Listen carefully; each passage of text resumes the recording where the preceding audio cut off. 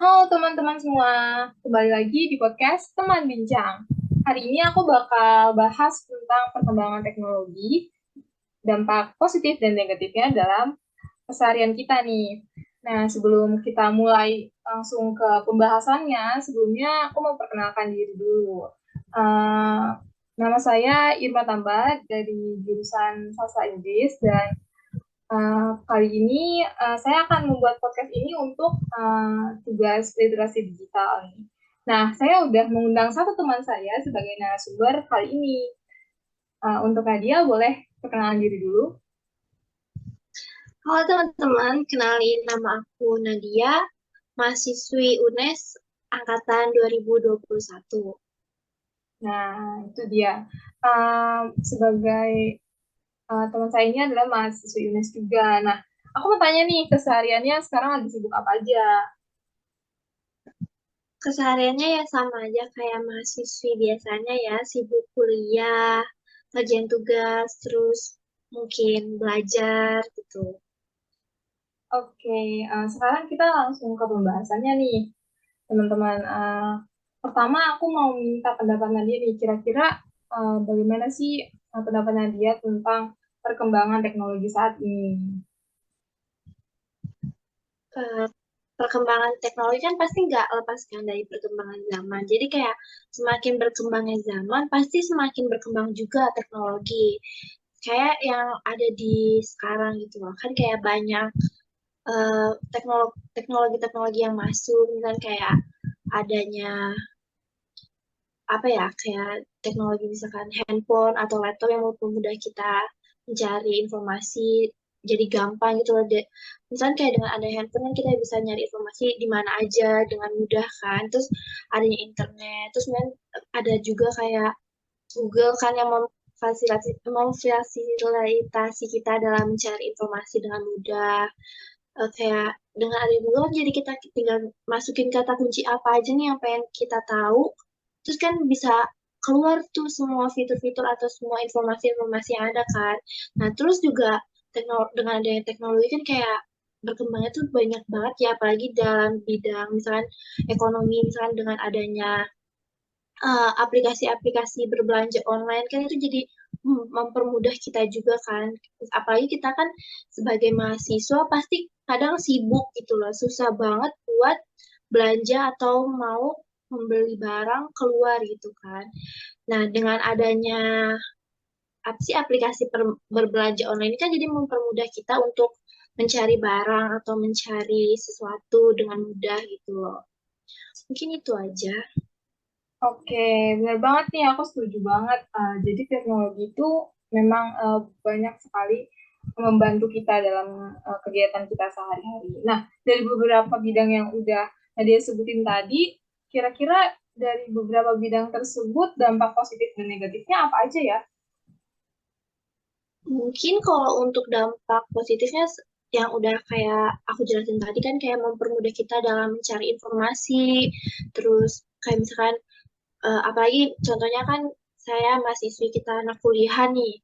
Jadi untuk tugas-tugas kan pasti kita perlu mencari sumber-sumber untuk tugas kita. Dan itu kan dengan adanya teknologi, internet, dan semacamnya kan mempermudah kita buat nyari kayak misalkan jurnal-jurnal, atau misalkan buku, atau informasi-informasi lainnya gitu kan, kayak berita-berita. Nah, terus apa namanya, dari tadi yang udah saya sebutin juga dengan adanya teknologi, terus kayak membantu kita dalam mencari barang gitu. Nah, mungkin kalau dampak negatifnya tuh dari yang kalau misalnya kita berbelanja online ya, pasti kan ada aja barang yang nggak sesuai sama yang kita minatin gitu kan. Kayak misalkan tampilan yang disajikan sama e-commerce-nya atau kayak yang penjualnya itu kan misalkan tampilannya seperti ini tapi pas datangnya maaf, pas datangnya tuh kayak jelek atau kurang sesuai sama yang ada di gambar. Terus kalau misalkan mencari informasi juga mungkin beberapa ada yang penipuan-penipuan gitu. Misalkan kalau misalkan kita dari link-link atau apa salah ketik itu kan pasti ada aja kayak link-link yang nggak harusnya nggak kita buka gitu. Mungkin jadi kayak itu ya dampak positif sama negatifnya. Oke, sekarang aku mau bahas tentang pendidikan kita nih, yang mungkin kita tahu ya kemarin waktu pandemi COVID-19 datang ke Indonesia, kan kita benar-benar melakukan setiap semua pembelajaran tuh secara online, yang dimana kita benar-benar nggak ketemu dengan guru kita, teman-teman kita. Nah, menurut Ade sendiri, apakah pembelajaran secara online tersebut efektif bagi kita sebagai siswa, dari perspektif siswa atau mahasiswa? Kalau dikatakan efektif sebenarnya kurang ya, soalnya kan kita belajarnya jarak jauh, terus kayak melalui aplikasi Zoom dan kayak Google Meet atau semacamnya kan. Nah itu dalam pembelajaran jadi kayak kurang efektif karena kita tidak berkomunikasi secara langsung, terus kayak guru-guru juga nggak tahu siswanya memperhatikan apa enggak, terus kayak kan dalam pembelajaran juga ada beberapa guru yang hanya memberikan soal gitu loh tanpa menjelaskan, kayak memberikan materi atau apa semacamnya kan. Jadi kayak kurang efektif dibandingkan kalau misalkan kita belajar secara langsung. Jadi kayak guru dapat menjelaskan, terus kayak murid juga dapat mudah apa ya interaksi timbal baliknya tuh mudah gitu loh. Jadi kayak ada interaksi timbal balik kayak murid bertanya dan guru menjawab atau sebaliknya guru menjawab bertanya atau murid menjawab kan itu dapat dilaksanakan secara mudah gitu loh, lebih efektif aja gitu kalau dilakukan secara offline. Mungkin gitu. Oke, nah itu kalau dari segi efektivitas ya. Nah, sekarang aku pengen tahu kalau menurut Nadia itu kalau dari segi literasi ini buat para mahasiswa gitu, terutama untuk online dan offline itu kira-kira mempengaruhi nggak ya dari tingkat literasinya? Kalau dari tingkat literasi, kalau menurut saya bisa, itu tergantung dari pribadi setiap orang ya. Kan kayak bagaimana literasi mereka, apakah tinggi atau rendah, nah gitu. Cuman kalau misalkan dari offline atau online, kalau menurut saya literasi secara online kan itu dapat mempermudah kita kan, kayak mencari informasi kan itu jadi kita mempermudah kita dapat berliterasi gitu kan kayak nyari-nyari buku atau jurnal kan itu jadi mudah dan kita juga bisa membacanya lewat HP kan nggak usah lewat buku kadang beberapa orang itu kan mudah lelah gitu ya kalau baca buku atau sebaliknya beberapa beberapa orang lelah kalau melalui HP jadi mungkin kalau literasi itu secara online bagus cuman apa ya harus tetap ada literasi yang dilakukan secara offline gitu dilakukan secara langsung kayak seperti membaca buku secara langsung atau apa gitu kan soalnya kadang di apa ya dari internet juga literasinya kan banyak ya kayak udah banyak literasi yang hampir sama gitu kan cuman kadang kita belum tentu ini kepastiannya itu benar apa enggak kan kita nggak tahu jadi kita juga harus pinter-pinter dalam mencari literasinya itu mungkin. Nah, benar banget nih teman-teman. Di dalam literasi itu kita harus juga memilah dan memilih dan mewaspadai apakah informasi tersebut benar atau itu merupakan hoax. Nah, udah dari sisi pendidikan nih, sekarang kita beralih ke sisi bersosial media, yang dimana seperti kita tahu semua orang menggunakan sosial media dalam perkembangan teknologi saat ini. Nah, kalau menurut Nadia sendiri nih, kira-kira apa ya yang membuat sosial media itu kok sepertinya disenangi oleh berbagai kalangan dari anak-anak sampai orang tua? Kalau menurut saya kan karena emang ini apa zaman udah berkembang kan, terus kayak tiap zaman pasti memiliki apa ya ciri khasnya gitu. Mungkin di sini kan kita lagi fokusnya kepada teknologi. Zaman ini kan lebih banyak teknologi. Jadi kayak orang-orang tuh lebih tertarik apa menggunakan teknologi apalagi dengan adanya sosial media kita membantu kita dalam informasi-informasi terkini gitu. Misalkan dari aplikasi TikTok, Instagram, atau WhatsApp sendiri kan itu mempermudah kita kan dalam melakukan kegiatan jarak jauh. Kan kayak ada WhatsApp. Nah, dengan adanya WhatsApp kan mempermudah kita dalam berkomunikasi, misalkan dengan orang tua kita nih yang ada di rumah.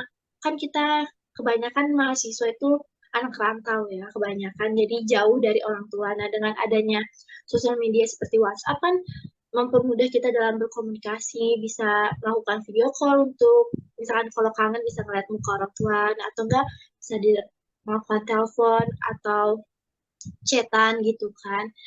Kan biasanya kalau apa ya, kalau telepon langsung kan mahal ya, ada pulsa gitu kan. Kalau ini kan bisa udah ada wifi juga, terus ada kuota, kan itu mempermudah kita dalam berkomunikasi jarak jauh. Nah, terus juga misalkan kayak ada Instagram atau TikTok kan itu mempermudah kita dalam menghibur kita gitu loh.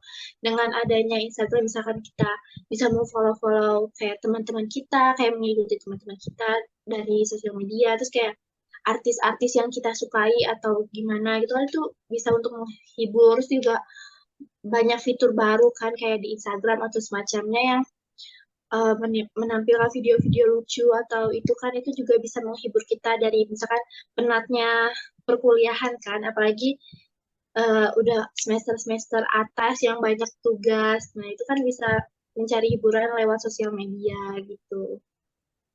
Oke, kayaknya juga Nadia ini tertarik banget ya dalam bersosial media. Nah, sekarang aku mau tahu dong top 3 dari aplikasi yang paling Nadia sukain nih yang mungkin dan apa yang dari top 3 ini apa yang membuat Nadia suka dari top 3 aplikasi sosial media ini? Kalau dari aku sendiri kan misalnya kayak WhatsApp, nah seperti yang tadi udah aku bilang kan kayak WhatsApp kan mempermudah kita dalam berkomunikasi dengan orang tua kan, atau enggak teman-teman kita yang ada di rumah. Jadi kayak kita gampang nih apa kalau jarak jauh kayak menanyain kabar mereka kayak gimana gitu kan itu gampang. Nah itu penting juga kan kita kok menjaga komunikasi apalagi dengan keluarga atau enggak teman-teman kita. Nah terus yang kedua itu Instagram ya, karena saya pengguna Instagram jadi dengan ada Instagram kan mempermudah kita mencari informasi juga, terus kayak dapat menghibur dengan kayak ada berbagai fitur misalnya kayak Reels yang banyak video-video lucu untuk menghibur kita atau enggak dengan story IG yang mempermudah kita dalam membagi cerita atau keseharian kita atau kita dapat melihat keseharian teman-teman kita yang jauh gitu kan. Terus juga ada TikTok, misalkan kalau TikTok pasti menurut saya juga mahasiswa banyak yang menggunakannya karena TikTok juga kan banyak video-video yang menghibur gitu loh. Apalagi kita mahasiswa kan pasti ada rasa penatnya dengan tugas dan butuh hiburan. Nah, Sebelum kita selesai podcast kali ini, aku mau minta kalimat penutup nih dari Nadia yang berisi mungkin pesan kepada teman-teman yang nonton video ini untuk menggunakan sosial media atau mungkin menggunakan perkembangan teknologi ini dengan baik dan bijak. mungkin kalau pesan dari aku ya, misalkan kan kita pasti hampir semua orang atau mahasiswa, walaupun gak semuanya kan kayak menggunakan sosial media. Nah, dengan menggunakan sosial media itu mungkin membuat kita, aku kayak berpesan aja, kita biar kayak dapat menyaring informasi itu dengan baik gitu loh. Dapat menyaring informasi, misalkan kita harus bisa membedakan informasi yang real atau yang asli sama informasi yang hoax gitu. Jadi kayak kita harus bisa gitu loh menyaring informasi yang benar dan yang tidak benar gitu. Teman semua, yang mana kita tahu teknologi ini sangat berkembang pesat, jadi kita tetap harus selalu menyaring apa yang kita terima, apa yang kita lihat, karena tidak semua yang ada di sosial media dan juga di platform-platform lainnya itu adalah benar. Jadi kita tetap harus waspada. Nah, segitu aja podcast kali ini. Thank you semuanya yang udah uh, nonton video ini sampai akhir dan juga terima kasih special thanks untuk Nadia yang udah mau menjadi narasumber aku hari ini. Sampai jumpa di podcast selanjutnya. Thank you. Bye.